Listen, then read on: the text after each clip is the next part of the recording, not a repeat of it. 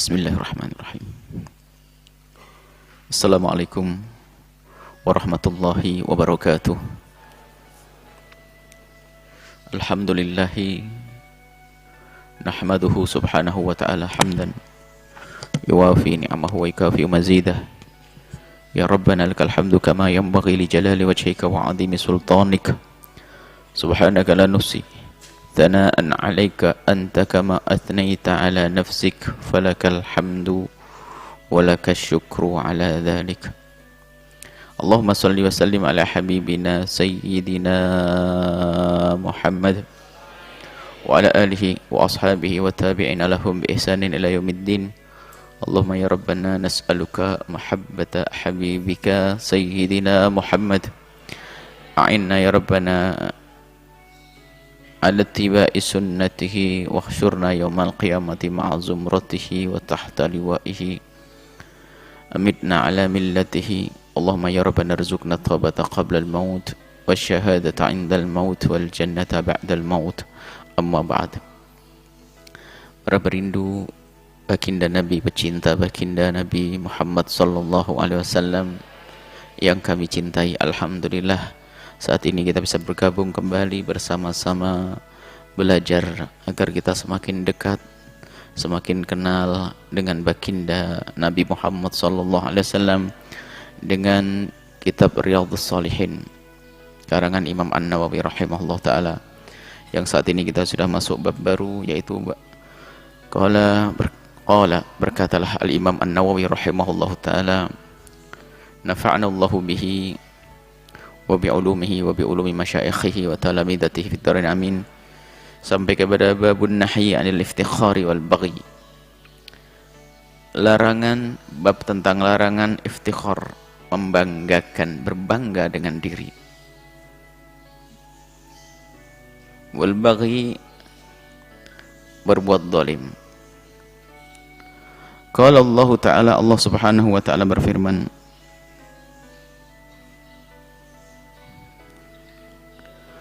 A'udzu billahi minasyaitonir rajim. Wa la tuzakku anfusakum wa a'lamu biman ittaqa. Jangan engkau menganggap bersih, sudah baik dirimu sendiri, atau jaminan dirimu selalu baik, selalu bersih. Wa a'lamu, Allah lah yang lebih tahu tentang siapa yang bertakwa kepada Allah Subhanahu wa ta'ala. Tidak diperkenankan seseorang menganggap dirinya itu sudah terbaik, sudah bersih. Pertama adalah kita ini adalah manusia, bukan nabi. Mahalul khata' wan nisyan, kita bisa lupa dan juga tempatnya melakukan kesalahan. Tidak pantas kalau kita merasa bahwasanya kita ini sudah menjadi orang yang super, paling hebat, paling baik. Itu adalah ujub, berbangga dengan dirinya, iftikhar.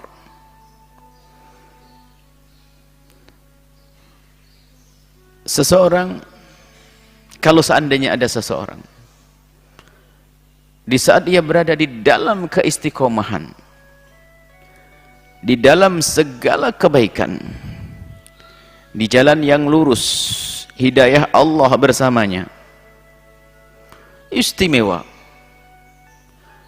Akan tetapi siapa yang bisa menjamin dia terus seperti itu? Siapa yang bisa menjamin dia semacam itu, terus seperti itu di dalam kebaikan tersebut, di dalam keistiqomahan? Siapa? Tidak ada yang bisa menjamin. Bisa saja orang baik hari ini tiba-tiba berubah di esok hari. Allah yang merubah hati, Allah ya muqallibal qulub, wahai zat yang merubah-rubah hati, tsabbit qulubana ala dinik. Kita dihajari oleh baginda Nabi untuk meminta, memohon kepada Allah agar Allah menetapkan kita di jalan keridhaannya. Akan tapi di saat seseorang sudah merasa dia paling baik di dalam urusan kebaikan, maka sesungguhnya dia telah rendah, sehingga dikatakan kalau orang mengatakan dirinya bersih, maka saat itu dia kotor. Ini tazkiyat, menganggap dirinya adalah bersih, menganggap dirinya adalah hebat, menganggap dirinya adalah sudah sempurna, menganggap dirinya adalah punya segala kelebihan. Bahkan mungkin ada seorang, anggap saja ada orang menganggap seseorang telah menjadi seorang alim, dianggap soleh, dianggap ahli ibadah, terjaga lisannya dari mengucapkan kalimat yang tidak baik. Itu kan karena karunia Allah menampakkan kebaikannya saja, dan karena husnudhannya manusia yang ada di kiri kanan. Anggap saja ini sebuah contoh saja, ada orang berhusnudhan dengan kami yang berbicara di sini, karena yang dibawa adalah hadis Nabi, Quran dan seterusnya. Itu kan karena baiknya Anda yang telah berhusnudhan, dan kasihnya Allah telah menutup kekurangan kami. Kalau bukan kasih sayang Allah, akan ditampakkan kekurangan kami, tidak ada yang mau duduk dengan kami. Maka gak pantas orang untuk mengatakan aku sudah super, aku istimewa, aku menjadi orang paling bersih, maka saat itu dia paling kotor. Ini adalah muqaddimah hadis yang akan disebut oleh Imam An-Nawawi tentang ketawaduan.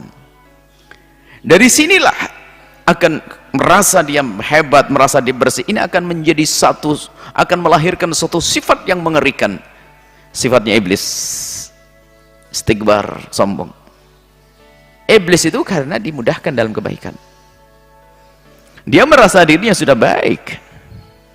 Karena tidak ada bumi yang diciptakan Allah, tidak ada sejengkal tanah yang diciptakan Allah kecuali iblis pernah sujud di situ.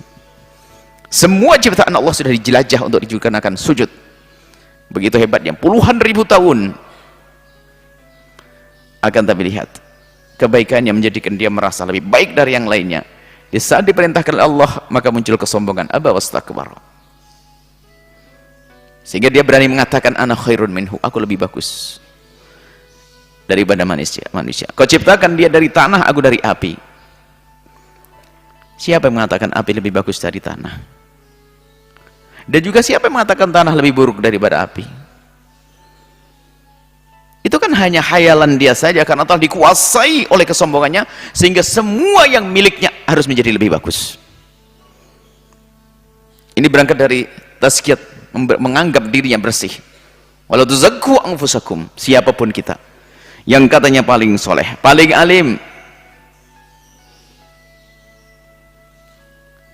Nah, paling soleh, paling alim, akan tapi ketahuilah bahwasanya dia menjadi baik, bisa menjadi istiqomah dalam kebaikan, menjaga lisannya, kalimat yang keluarkan penuh dengan hikmah. Apalagi dia bisa dalam berurusan dengan orang lain terjaga. Akan tapi ketahuilah, siapa yang menjadikan dia bisa seperti itu? Allah. Alangkah banyaknya orang yang semula dia pandai bertutur kata, lesannya fasih, tiba-tiba Allah hentikan sehingga dia tidak bisa berucap. Alangkah banyaknya orang yang dahulu dia bisa menghafal bermacam-macam pengetahuan, akan tapi tiba-tiba Allah jadikan dia tidak bisa mengingat namanya sendiri. Ada yang semacam ini. Artinya apa? Memahami diri kita ini, memahami diri kita dengan sesungguhnya. Kita adalah hamba Allah yang lemah, kita tidak bisa apa-apa kecuali Allah yang kasih. Dan kalau ternyata kita bisa menjadi seorang saleh, seorang yang baik karena telah didahului kasih sayang Allah, maka wala tuzakku anfusakum, jangan kau menganggap dirimu sudah istimewa hebat. Jadi baik bersih, ketahuilah bahwa orang yang katanya terpuruk dalam kehinaan di kiri kanan kita, dia bisa diangkat oleh Allah menjadi orang yang lebih bagus dari kita. Dan orang yang baik pun bisa terpuruk menjadi rendah dibanding yang lainnya. Banyak contoh dimulai daripada zaman sahabat Nabi SAW. Kebanggaan orang kafir Quraisy waktu itu, lihat. Orang yang bernama Umar bin Khattab, penuh keberanian. Akan tapi bagaimana? Kisah Sayyidina Umar bin Khattab yang sangat memusuhi baginda Nabi, lihat. Artinya waktu itu adalah orang paling jelek saat itu adalah Sayyidina Umar bin Khattab. Kenapa? Targetnya Nabi Muhammad. Akan tapi ternyata Allah rubah. Beliau menjadi orang yang sangat baik. Sangat dekat dengan Nabi, sangat mulia. Termasuk minal asyrul basyarina bil jannati. Diberi kabar gembira akan masuk surga. Lihat. Maka jangan sampai kita itu menganggap diri kita sudah istimewa, bersih. Ini penyakit di dalam hati. Dari sini akan muncul penyakit-penyakit yang banyak nanti. Sombongan, merendahkan orang lain, dan iftikhar, menyombongkan diri, mengangkat dirinya, secara otomatis akan merendahkan orang lain tanpa disadari. Yang diberi ilmu merasa dirinya adalah paling berilmu, yang lain bodoh semuanya. Tidak ada seperti saya. Yang ahli ibadah pun demikian. Dalam bab lain disebut dengan ujub, berbangga dengan amalnya. Dia tidak sadar bahwasanya dia bisa beramal karena Allah pilih dia untuk beramal.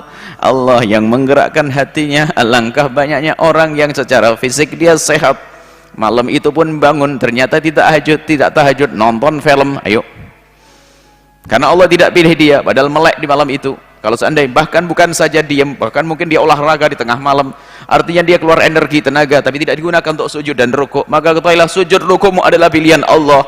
Jangan jadikan sebab bahwa itu semua menjadi kita sombong. Wala tuzakku anfusakum. Ketahuilah yang paling tahu tentang keberadaan kita adalah Allah. Yang tahu kejadian kita di esok hari adalah Allah. Maka jangan menyombongkan diri, jangan menganggap diri kita sudah bersih. Wa a'lamu biman ittaqa. Allah lebih tahu tentang siapa yang bertakwa di antara kita ini. Allah Maha tahu. Ini urusan hati. Urusan hati. Inna akramakum indallahi atqakum. Yang paling bertakwa kepada Allah itulah yang paling mulia di hadapan Allah. Tidak jaminan yang di atas mimbar kemudian lebih bagus daripada yang tukang sapu. Tidak jaminan. Yang menjadi jaminan adalah hatinya kenal Allah atau tidak, sambung dengan Allah atau tidak, menyadari bahwasanya semua yang Allah berikan ini adalah, semua yang apa yang ia lakukan dari kebaikan adalah karunia dari Allah.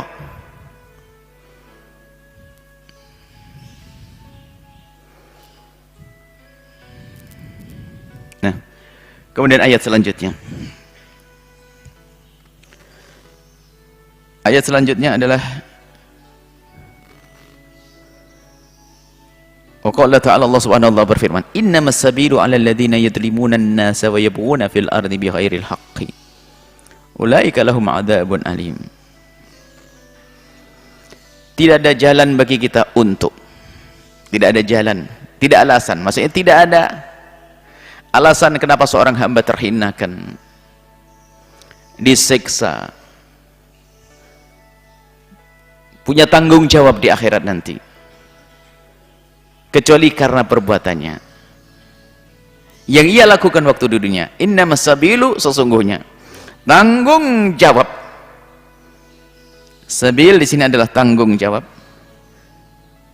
Sabil di sini adalah tanggung jawab atas apa yang ia lakukan. Dari hukuman itu, alal ladzina yadlimuna an-nasa, bagi mereka yang berbuat zalim kepada manusia. Wa yabghuna fil ardi bighairil haqqi, dan melakukan di dunia sesuatu yang melampaui batas. Melakukan sesuatu di dunia ini adalah tidak sesuai dengan aturan. Artinya juga membuat kerusakan. Membuat yabghuna, menghendaki di dunia ini adalah kezaliman, melampaui batas, termasuk merusak alam, merusak manusia, merusak lingkungan, merusak. Ulaika lahum 'adzabun alim, mereka itulah yang mendapatkan siksa pedih dari Allah Subhanahu wa taala. Di ayat ini adalah larangan kita untuk berbuat zalim kepada manusia dan membuat kerusakan di muka bumi. Hubungannya dengan ayat sebelumnya. Seseorang akan berbuat zalim kepada orang lain, kemudian dia membuat kerusakan di muka bumi, adalah berangkat dari dia merasa orang yang paling bersih tadi, merasa dirinya orang yang paling baik, yang sesungguhnya adalah telah muncul satu sifat yang membahayakan pada dirinya, sifat sombong tadi. Kalau sudah orang punya sifat seperti itu, ketahuilah bahwa Dia kalau ingin berbuat hanya untuk membesarkan dirinya, sehingga tidak peduli dia harus mengambil hartanya orang lain, karena apa? Yang penting dirinya tersanjung, yang penting dirinya adalah dipuji, yang penting dirinya adalah disebut-sebut, maka nggak peduli dengan apa yang ada di kiri kanannya. Dan alangkah banyaknya orang yang hanya mempertahankan kesombongannya, dia mengorbankan keluarganya, mengorbankan kehormatannya, mengorbankan agama dan akhiratnya. Alangkah banyaknya orang semacam ini. Ulaika lahum adzabun alim. Mereka lah orang-orang yang mendapatkan siksa pedih dari Allah Subhanahu wa taala. Inilah dua ayat yang dihadirkan oleh Imam An-Nawawi rahimahullah taala di dalam muqaddimah larangan untuk membanggakan diri. Wa an Iyad bin Himar radhiyallahu taala anhu qala, dari Sayyidina Iyad beliau berkata, qala Rasulullah sallallahu alaihi wasallam bersabda, innallaha ta'ala, Allah maha tinggi maha luhur, awha ilayya, telah mewahyukan kepadaku, kata baginda Nabi, an tawadhu, tawadhu'lah. Bersama hilangnya iftikhar muncul sifat tawadhu. Kalau orang sifat tawadhu tidak akan punya iftikhar. Ada hubungannya dengan ayat tadi, tawadhu. Hatta la yabghi ahadun ala ahadin. Dengan ketawaduan itulah seseorang tidak akan zalim, tidak akan menyakiti, tidak akan aniaya kepada orang lain. Wala yafkhar ahadun ala ahadin, tidak akan menyombongkan, membanggakan seseorang atas orang lain, tidak akan merendahkan orang lain. Bangga, sombong, merendahkan orang lain akhirnya. Rawahu Muslim, hadis diriwayatkan oleh Imam Muslim. Qala ahlul lughati, ahli lughah berkata, al-baghyu at-ta'addi, bahyu adalah at-ta'addi, berbuat zalim, aniaya, wal istitalatu, dan aniaya kepada orang lain. Istitalah fil lisan, nyaci, istitalah fil yad, mukul. Itu. Masalah tawadhu lain hubungannya. Tawadhu ini agar seseorang tidak masuk, ini adalah memang ada, kalau orang bisa membersihkan dirinya dari sifat yang pertama tadi, iftikhar, maka akan muncul sifat tawadhu. Langsung hadap-hadapan. Kalau dia tawadhu, maka tidak akan muncul. Jika ada seseorang diberi oleh Allah dengan segala kelebihan, maka karena dia kenal Allah, dia akan semakin merasa kecil di hadapan Allah. Karena ia semakin sadar, dia tahu betul bahasanya dia adalah manusia yang bisa bersalah, dan dia bukan maksum. Dan sesungguhnya ini kita bukan nabi. Kalau nabi maksum, makanya nabi, karena nabi maksum, nabilah yang pernah berkata, ana sayyidu waladi adam wala fakhr, aku adalah tuannya anak Adam. Tapi ini bukan sebuah kesombongan, bukan pamer, bukan ini, tapi menunjukkan. Nabi mengatakan begitu tidak nak masuk wilayah sombong, karena dijaga oleh Allah. Tapi kalau kita yang ngomong, bisa saja masuk wilayah sombong. Ana sayyidu waladi adam wal ana sayyidu waladi adnan ala sayyidun nasi yaumal qiyamati. Bagi Nabi wala fakhr. Nabi itu tidak punya dosa. Nabi, semua yang dilakukan oleh Nabi adalah tunjuk wahyu. Tapi kita bukan maksum. Justru ketidakmaksuman kita ini sesungguhnya adalah, kalau kita selalu menyadari, dan itu adalah rambu, benteng agar kita tidak masuk wilayah kesombongan. Allah jadikan kita adalah hamba yang bisa bersalah. Justru ini loh, itu adalah benteng agar kita tidak masuk wilayah sombong. Di dalam diri kita ada hawa nafsu, ada ambisi, ada keinginan-keinginan, dan kita sadar kalau kita punya dosa. Maka kalau kita bisa berdosa, kita bukan maksum, maka kesadaran seorang hamba bahwa dia adalah mahallul khata', kata Nabi, wan nisyan, dan lupa, maka dia akan mudah berhenti pada batasnya, tidak akan mudah melampaui batas. Dia akan sadar, dia akan berkata, secerdas apapun diriku, aku bisa bersalah dengan pemikiranku, Kecuali karena taufik Allah baru aku benar. Kecuali karena hidayah Allah. Lah kalau sudah seseorang seperti itu, kapan dia itu terjerumus dalam wilayah kesombongan? Karena dia menyadari bahasanya dia adalah tempatnya salah. Bahkan biarpun dia dalam keadaan benar, hari ini aku benar, tapi esok hari belum tentu aku benar. Hari ini omonganku tepat, tapi esok hari belum tentu, dan seterusnya. Maka inilah seorang hamba yang menyadari dirinya adalah mahallul khata', tempatnya bersalah. Kullu bani Adam khata'un. Semua dari anak Adam itu pernah melakukan kesalahan. Kita pernah melakukan kesalahan. Maka dengan kesadaran makna inilah seorang hamba akan selalu waspada dan hati-hati. Sehingga bahkan seorang hamba yang menyadari makna ini, biarpun dia berada di puncak kebaikannya, menjadi wali kekasih Allah yang telah Allah jaga, aku menjadi matanya, aku menjadi telinganya, aku menjadi lesannya, aku menjadi tangannya, aku menjadi kakinya untuk melangkah. Artinya semuanya sudah dijaga oleh Allah. Maka ketahuilah para kekasih Allah yang merasakan itu semua, justru dia malah semakin takut, semakin dekat kepada Allah. Karena apa? Yang menjaga mataku adalah Allah, yang menjaga lesanku adalah Allah, yang menjaga tanganku adalah Allah. Ternyata dengan itu semuanya dia semakin dekat kepada Allah. Itulah arif billah. Bahkan di saat seperti itu dia tidak bisa mengatakan aku adalah orang tawadhu.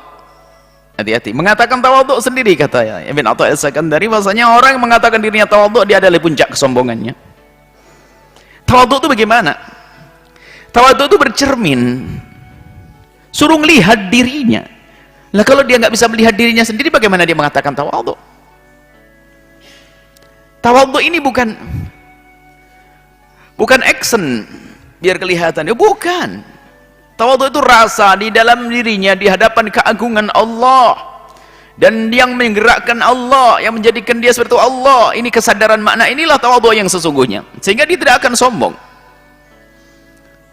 Bukan tawadhu berpura-pura, masya gayanya tawadhu, masya Allah. Kelihatannya kepalanya paling merunduk, gerak-gerak ini yang paling sopan menunjukkan kalau tawadhu, ternyata di dalam hatinya adalah dia yang paling sombong. Karena waktu dia bertawadhu, tawadhu model bergaya tawadhu, ternyata hatinya berkata, di sini nggak ada yang tawadhu seperti saya. Oh, tidak ada yang tawadhu seperti saya. Yaitulah orang paling sombong di tempat tersebut. Jadi tawadhu bukan action. Tawadhu itu urusan kita dengan Allah, menyadari bahwasanya kita adalah dzil, kita adalah dzalil, rendah, fakir di hadapan Allah, biarpun di dalam puncak kebesarannya, dengan karunia dunianya, karunia ilmunya, umat segala macam, justru saat itu semakin kecil di hadapan Allah Subhanahu wa ta'ala. Nah, kalau orang menyadari yang demikian itu, lihat, biarpun dia di dalam kebesarannya, apakah bisa merendahkan hamba Allah yang katanya kecil di mata manusia? Nggak bisa. Karena dia sadar, bisa saja aku dibalik jadi seperti dia. Sekarang yang banyak tawadhu action. Kayaknya tawadhu dibilang sombong langsung marah. Orang tawadhu yang sesungguhnya dibilang sombong malah senang. Alhamdulillah saya dikasih tahu, mungkin masih ada sisa-sisa sombong saya. Sekarang orang bergaya tawadhu dibilang dasar orang sombong. Lo yang sombong malah balas, ente yang sombong, kamu yang sombong. Ajib.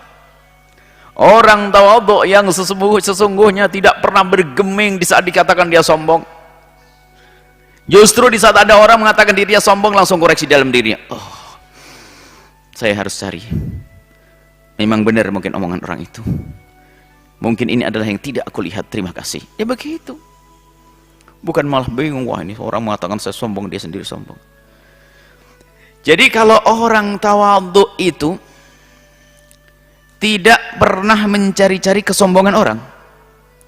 Orang tawadhu yang sesungguhnya itu malah susah mencari kesombongan orang, sehingga tidak bisa berkata orang itu sombong, malah najib. Dikatakan oleh para ahli tarbiyah, orang tawadhu itu susah mengatakan orang lain itu sombong,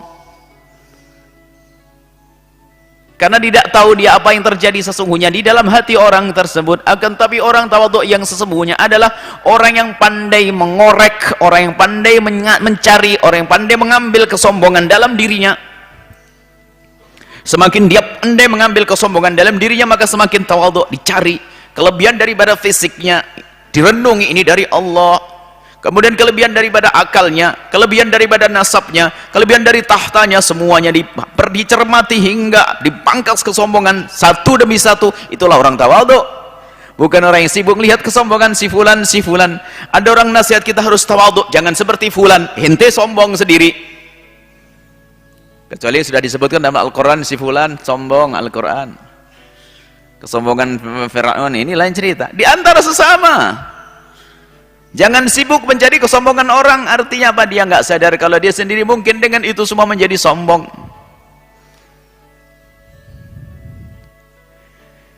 Jika orang sudah punya cermin tadi, dia harus pandai bercermin, melihat dirinya, kelebihan yang Allah berikan, lihat sampai dia sadar bahwasanya siapa yang memberi kelebihan tersebut. Kalau belum, jangan keluar dari cermin itu. Lihat dirimu dengan kelebihan hartamu, dengan kelebihan ilmumu, dengan kelebihan nasabmu. Harta Allah yang kirim kok. Di saat kamu punya nasab baik pun itu bukan pilihanmu, Allah yang kasih. Memilihkan ayah seperti itu, Allah yang kasih. Mau sombong bagaimana? Dia selalu. Maka mencermati diri sendiri ini, muhasabah, mencermati diri ini penting sekali untuk menggapai kejayaan, kemuliaan. Dan kalau sudah orang itu lihat tidak menganggap dirinya bersih, kemudian menyertakan dirinya adalah sifat tawadhu. Tawadhu yang sesungguhnya, bukan tawadhu action. Artinya selalu menghidupkan renungan di dalam dirinya, melihat dirinya dengan segala kelebihannya, bahwasanya itu dari Allah, kemudian dengan segala kekurangannya, kemudian dia menghadap kepada Allah, maka dia masuk wilayah tawadhu. Kalau sudah begitu, maka dia tidak akan melakukan al-baghi. Susah baginya untuk berbuat zalim kepada orang lain, susah bagi dia untuk merendahkan orang lain. Tidak akan menyombongkan dirinya di hadapan orang lain. Hadis berikutnya Abi Hurairah, dari Abi Hurairah radhiyallahu taala anhu. Anna Rasulullah, sesungguhnya Rasulullah sallallahu alaihi wasallam bersabda, qala idza qala ar-rajulu,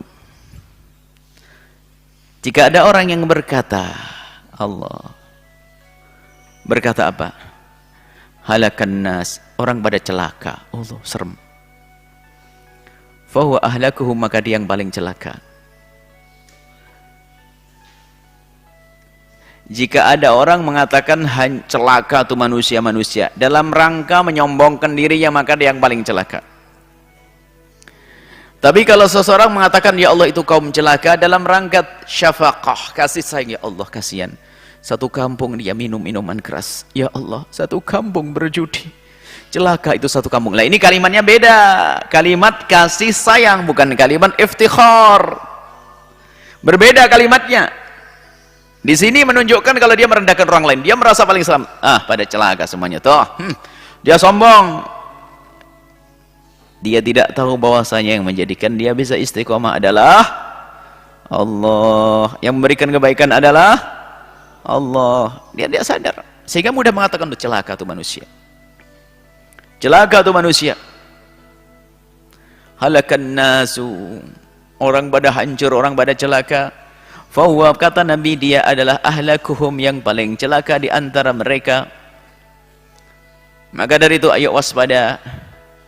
Jangan gampang menilai orang dengan nilai rendah. Kalaupun kita melihat maksiat terjadi pada seseorang, boleh kita mengatakan dia dalam maksiat, dalam dosa, akan tapi kalimat yang kita ucapkan hendaknya berangkat dari kasih sayang kita, bukan dari kesombongan kita. Kita menilai orang dengan kemaksiatannya ada dua cara, ada mata sombong dan mata kasih. Kalau kita keluarkan dari mata sombong, maka kita adalah rendah, lebih rendah dari pelaku kehinaan. Tapi kalau itu keluar dari mata kasih sayang, maka ketahuilah itu adalah mata baginda Nabi sallallahu alaihi wasallam. Melihat orang berzina, melihat orang judi, melihat orang tidak sholat, apa yang ada di hati kita? Jangan sampai kesombongan, kasihan banget tuh, ya Allah, astagfirullahaladzim, la ilaha illallah. Kelihatannya banyak zikir, tapi sesungguhnya dia merendahkan orang lain. Akan tapi siapa di antara kita yang di saat melihat orang melakukan kehinaan, berita zina, berita judi, berita kejahatan, siapa di antara kita yang kemudian kembali kepada dirinya lalu bersyukur, ya Allah kau pilih kami menjadi hamba yang selamat dan kami mohon selamatkan mereka ya Allah. Memang kita mengatakan aduh kasihan dia celaka, akan tapi kalimat yang kita ucapkan dengan kasihan dan celaka bukan karena merendahkan tapi karena kasih sayang, ini beda. Hati-hati di saat memandang orang lain. Memandang orang lain jangan mandang dengan pandangan merendahkan. Mata baginda Nabi adalah mata kasih sayang. Hadis ini diucapkan oleh baginda Nabi pada waktu itu, akan tapi seolah-olah diucapkan hari ini. Kita sering merasa sudah lebih baik dengan yang lainnya karena kelompok kita, grup dakwah kita, majelis kita, wah seolah-olah sudah punya miliki surga. Sehingga kalau mandang majelis orang lain dengan pandangan merendahkan, seolah-olah tidak ada surga bagi dia. Kelompok lain seolah-olah tidak ada surga bagi dia. Masya Allah. Nabi berucap 1400 tahun lebih pada waktu itu, akan tapi seolah-olah mengucapkan hari ini ada orang modelnya kayak begini selalu mengatakan halakan nasu fahuwa ahlakuhum. Mereka adalah yang paling hancur.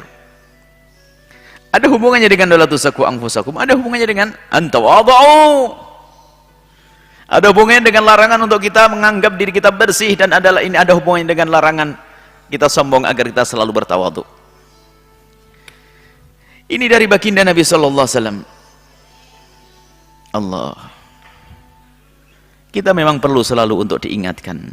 Kita sering masuk wilayah lupa.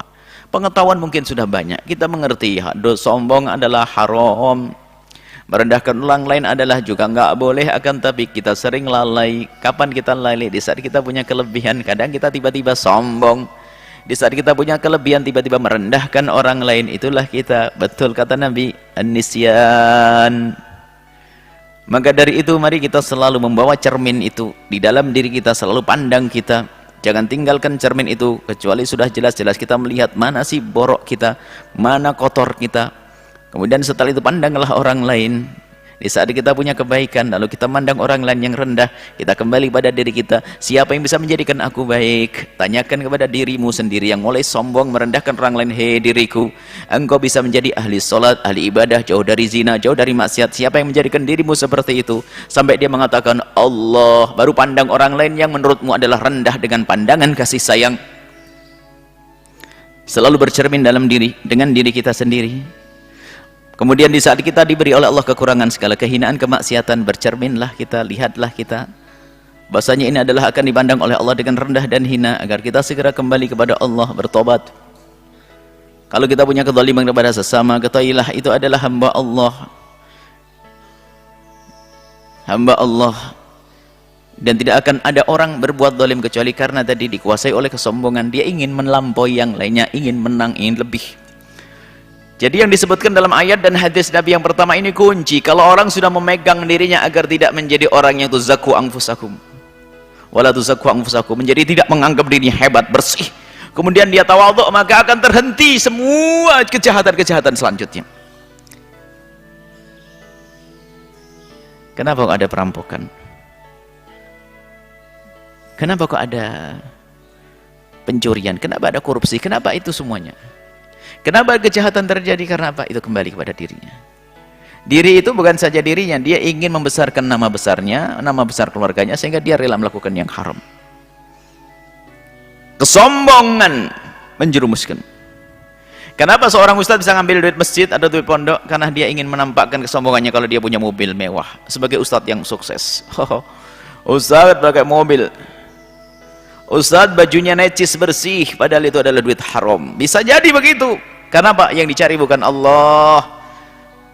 Sehingga karena ingin mempertahankan kesombongan, ingin menjadikan dirinya yang paling baik, super tadi, sehingga rasa itulah yang menjadikan dia itu melakukan keharaman, ngambil duit masjid, manggil duit pondok dan seterusnya. Ini yang kelas ustadz. Yang bukan ustadz pun tinggal siapa saja, kalau pejabat pun juga demikian. Karena ingin dianggap sebagai pejabat yang sukses. Yang di kota pun karena ingin dianggap sukses di kota, kalau pulang kampung pun ternyata dia ngambil duit tidak tahu dari mana. Di kampung bagi-bagi duit, pengen disanjung kalau dia orang dermawan, pengen dianggap oleh orang kampungnya kalau dia berhasil dan sukses. Padahal dia nyolong di sana, mungkin dia korup di sana, mungkin ngambil di sana. Kita semua ingin dipandang manusia, bukan dipandang Allah. Celakalah manusia seperti itu. maka masuk wilayah baghi, masuk wilayah iftikhar, masuk wilayah kedzaliman yang banyak. Riwayat al-masyhurah kata Imam Nawawi menjelaskan tentang hadis ini, rawahu Muslim. Riwayat yang masyhur adalah ahlakuhum, yang paling sengsara, paling siap, paling celaka di antara mereka biraf'il hakafi ahlaku. Wa ruya binasabiha, ada yang manakat dengan ahlaka di fathah nasab. Wa hadan nahyu liman qala dzalika ajabin min nafsi, ini adalah bagi orang yang mengatakan demikian bukan hanya sekedar berkata, di dalam hatinya ada ujub, ada kagum kepada dirinya sendiri. Dia sombong, menyombongkan dirinya, dia menganggap dirinya lebih hebat, maka mengatakan kasihan tu sengsara, kasihan tu hancur, kasihan, kasihan. Kelihatannya kalimat kasihan, sesungguhnya adalah kesombongan. Kalau kasihan yang sesungguhnya tidak dengan seperti itu. Kasihan yang sesungguhnya akan disertai dengan panjatan doa, dengan terenyuh, bahkan mungkin dengan tetesan air mata. Melihat saudaranya terpuruk dalam kehinaan. Wa tasaghuran linnasi, karena merendahkan manusia, mengucapkan halakan nasuk dengan merendahkan manusia. Wa irtifa'an alaihi, menganggap dia lebih hebat dari mereka. Fa hadza wal haramu, ini adalah yang haram. Wa amma man qala, adapun orang yang berkata lima yara fin nasi, apa yang dilihat dari manusia, min naqsin, ada kekurangannya, au amri dinihim fi amri dinim, kalau ada orang melihat urusan manusia yang ada kekurangannya di dalam urusan agamanya, misalnya ada kemaksiatan, ada dosa, kemudian dia mengatakan demikian, waqalahu tahazzunan, tarahuman, tahazzunan, melihat itu semua dengan rasa sedih karena dia adalah saudaranya, umat Nabi Muhammad melakukan dosa, tahazzunan alaihim, merasa sedih, wa ala dini, atas mereka dan Allah agamanya, fala ba'sa bihi, itu beda, karena itu makna kasih sayang.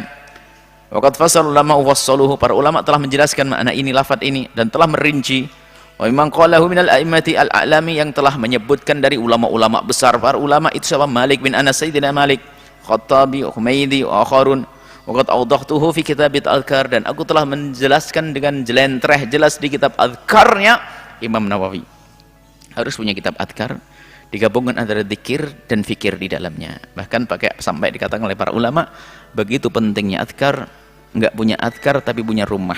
Jual rumah, beli adhkar. Bi'idar wastadil adhkar. Jual rumahmu, beli kitab adhkar. Kitab adhkar Imam An-Nawawi rahimahullah ta'ala, insyaAllah. Semoga Allah memberikan kepada kita pemahaman yang benar, ilmu yang manfaat. Semoga Allah menjauhkan kita dari sifat sombong, ujub, iftikhar, baghi, dan Allah mengganti dengan tawadhu. Mengganti dengan tawadhu, mengganti dengan kesadaran akan kelemahan kita, kerendahan kita, dan semoga Allah muliakan kita di dunia dan di akhirat. Wallahu a'lam bissawab.